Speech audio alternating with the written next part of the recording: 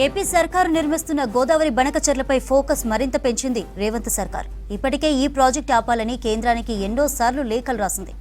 భవిష్యత్ కార్యాచరణ నిర్ణయించడానికి ఇవాళ అన్ని పార్టీల ఎంపీలతో సమావేశం ఏర్పాటు చేసింది. రాష్ట్ర ప్రయోజనాలు దెబ్బతీసే బనకచెర్లను ఆపుతామన్నారు మంత్రి ఉత్తమ్ కుమార్ రెడ్డి.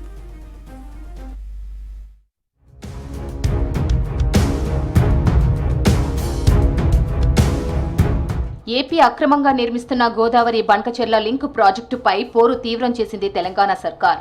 ఓవైపు అనుమతులు ఇవ్వొద్దని కేంద్రానికి లేఖ రాసింది. మరోవైపు రాష్ట్ర ఎంపీలతో సాయంత్రం సమావేశం కానుంది సర్కార్. గోదావరి బనకచెర్ల లింకును అడ్డుకోవడంపై లోక్సభ, రాజ్యసభ ఎంపీలతో సెక్రటేరియట్లో చర్చించనున్నారు సీఎం రేవంత్ రెడ్డి.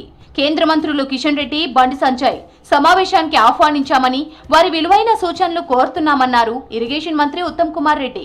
కాంగ్రెస్ తో పాటు బీజేపీ, బీఆర్ఎస్, మజ్లిస్ పార్టీలకు చెందిన లోక్సభ, రాజ్యసభ ఎంపీలకు లేఖలు రాయడంతో పాటు ఫోన్ చేశామని చెప్పారు.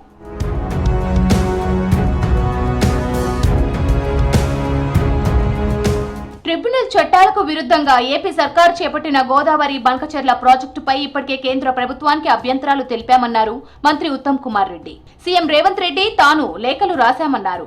బనకచెర్ల ప్రాజెక్టు ఆపాలని కేంద్ర జలశక్తి మంత్రి సిఆర్ పాటిల్ ను కలిశామన్నారు. ఏపీ సర్కార్ చేపడుతున్న బనకచెర్ల ప్రాజెక్టు తెలంగాణ ప్రజల నీటి హక్కులపై ప్రతికూల ప్రభావం చూపెడుతుందన్నారు ఉత్తమ్. కేంద్ర జల సంఘంతో ఈ ప్రాజెక్టు ప్రీ ఫిజిబిలిటీ రిపోర్ట్ ను తిరస్కరించాలని కోరామని చెప్పారు. అఖిలపక్ష సమావేశానికి సంబంధించిన అంశంపై సెక్రటేరియట్ సన్నాహక సమావేశం నిర్వహించారు మంత్రి ఉత్తమ్.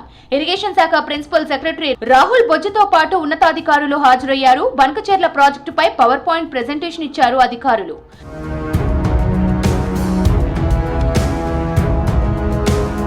అఖిలపక్ష ఎంపీలకు బనకచెర్ల ప్రాజెక్టుపై పవర్ పాయింట్ ప్రెజెంటేషన్ ఇవ్వనున్నారు మంత్రి ఉత్తమ్. బనకచెర్ల ప్రాజెక్టును ఆపడానికి అన్ని చర్యలు తీసుకుంటున్నామన్నారు. భవిష్యత్ కార్యాచరణను నిర్ణయించడానికి అఖిలపక్ష ఎంపీలతో సమావేశం నిర్వహిస్తున్నామని చెప్పారు.